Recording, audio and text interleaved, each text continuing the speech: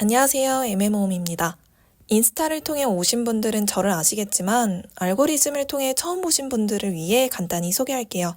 저는 인스타에서 자기계발과 부동산 투자, 특히 경매에 도전하고 성장하는 과정을 공유하고 있습니다. 올해 초부터 공부를 시작해서 지금까지 약 8개월 정도 되었고, 오늘은 그동안 제가 경험하고 깨달은 것들을 이야기해보려고 합니다. 유튜브에는 이미 뛰어나신 경매 고수분들이 정말 많고요. 최근 9월 7일 발표된 부동산 규제 관련 영상들도 쏟아지고 있습니다. 하지만 전문가의 시각이 아닌 이제 막 경매를 시작한 초보자의 솔직한 이야기가 오히려 입문자분들께 도움이 될 수 있다고 생각했어요. 제가 경매를 시작한 뒤 이 8개월 동안 정말 많은 일이 있었습니다. 윤석열 전 대통령의 계엄과 탄핵, 이재명 대통령의 당선, 6월 27일 대출 규제, 그리고 9월 7일 발표된 부동산 규제까지. 그때 이런 생각이 들었습니다. 내가 부동산 투자를 시작하니까 세상이 이렇게 시끄러운 건가? 왜 나한테 이런 일들이 일어나는 거지? 싶었어요. 그러면서 갑자기 번뜩이며 이런 생각이 들었습니다. 아, 그동안 시끄러웠는데 내가 몰랐던 거구나. 정권이 바뀔 때마다 부동산 정책, 세금 정책, 여러 사건들이 있었는데 저는 현생을 사느라 그동안 관심이 없어서 그냥 스쳐 지나갔던 거죠. 하지만 누군가는 그 흐름을 타며 돈을 벌고 누군가는 또 잃고 있었던 겁니다. 여기서 제 경매 도전 과정을 말씀드리자면 경매 공부를 열심히 하고 한 달 만에 첫 낙찰을 받게 되었을 때쯤 계엄이 터졌습니다. 그러면서 부동산 시장이 얼어붙었고 새 정권이 들어서기 전까지 분위기는 무겁게 이어졌습니다. 이때 매도가 되지 않을까봐 굉장히 불안했고 스트레스 받았던 기억이 납니다.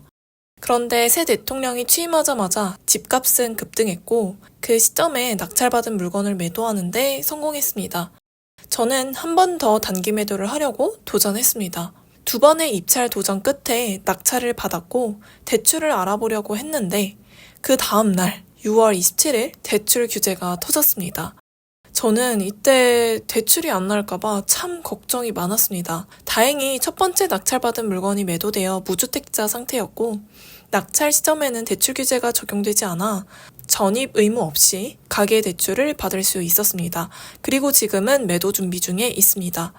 돈을 벌려고 시작한 투자인데 시시각각 변하는 정부 정책 때문에 제 멘탈이 버텨주지 않는 느낌이 들었습니다. 왜 이렇게 불안할까 생각해 보았습니다. 그만큼 제가 공부가 부족하다는 생각이 들어서 여러 책을 읽으며 공부를 더 열심히 했습니다. 불안이라는 감정은 무지에서부터 나오니까요. 그 사실을 깨닫고 공부를 하면서 알게 된 3가지가 있습니다. 첫 번째, 역사는 반복된다. 2번째, 사람들은 변화를 두려워하고 싫어한다. 3번째, 누군가는 위기를 기회로 삼는다. 투자 초보인 저에게는 꽤 중요한 깨달음이었어요. 주식이든 부동산이든 단순하지 않고 세계 경제와 국내 정치까지 모든 게 유기적으로 얽혀 있어서 변화를 민감하게 지켜봐야 합니다. 그래서 많은 분들이 투자를 어렵다고 느끼시는 것 같아요. 저 역시 마찬가지였고요. 지금도 부동산 시장은 규제 때문에 많이 시끄럽습니다. 아마 현 정부는 사람들이 대출을 이용해 집을 사고 팔며 집값이 치솟는 걸 막고 싶은 것 같아요. 그럼 투자를 멈춰야 할까요? 저는 그렇지 않다고 생각합니다. 앞서 말씀드린 것처럼 누군가는 이 상황을 기회로 받아들이고 실제로 돈을 법니다. 미국의 대공황, 우리나라 IMF 때도 대부분 위기였지만 누군가는 그걸 기회로 삼아 돈을 벌었어요. 지금 경매 대출은 거의 절반만 가능합니다. 가계대출은 무주택자만 가능하고 6개월 내에 전입 조건이 붙습니다. 원래 1주택자 이상은 사업자 대출로 돌렸는데 이번 규제로 그것마저 막혔죠. 그럼 저는 1주택자니까 경매 투자를 그만둬야 할까요?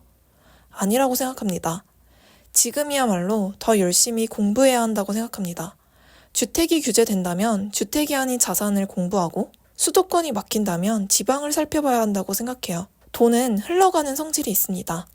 어딘가를 막으면 결국 다른 곳으로 흐르니까요. 그리고 경매는 특수한 시장이기에 예전 정부택 케이스를 봤을 때도 또 다른 형태의 경락 대출이 나오지 않을까 조심스럽게 예측해 봅니다. 제가 최종적으로 배운 건 이겁니다. 세상의 모든 것은 생각으로부터 시작한다는 것. 예술 작품도 발명품도 누군가의 생각에서부터 출발했죠. 역설로 내가 지금 이 상황을 어떻게 생각하느냐에 따라 그 결과물이 달라진다는 겁니다. 규제가 생기고 막힌다고 해서 아무것도 하지 않으면 정말 아무 일도 일어나지 않습니다. 그럴 때일수록 기회를 엿보고 공부하고 기술을 익히는 사람은 기회가 왔을 때 잡을 수 있는 사람이 됩니다. 이게 제가 지난 8개월 동안 배우고 체감한 투자에 대한 내용입니다. 고수분들이 보시기에는 부족한 부분이 많을 수 있겠지만 아직 시작하지 않은 분들께는 분명 도움이 될 거라고 생각합니다. 아무 일도 안 하면 아무 일도 일어나지 않는다. 지나간 역사와 정권의 케이스를 보고 규제에서 벗어난 기회를 보며 우리 함께 열심히 공부하고 실행해 나갔으면 합니다. 그럼 여기서 마치겠습니다. 감사합니다.